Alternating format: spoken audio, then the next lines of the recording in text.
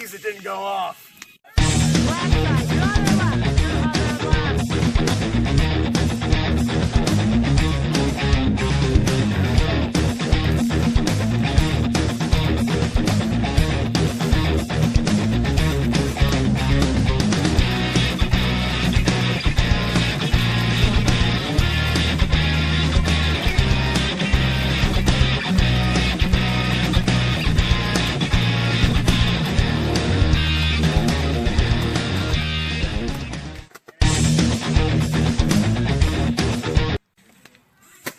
Ah, damn it.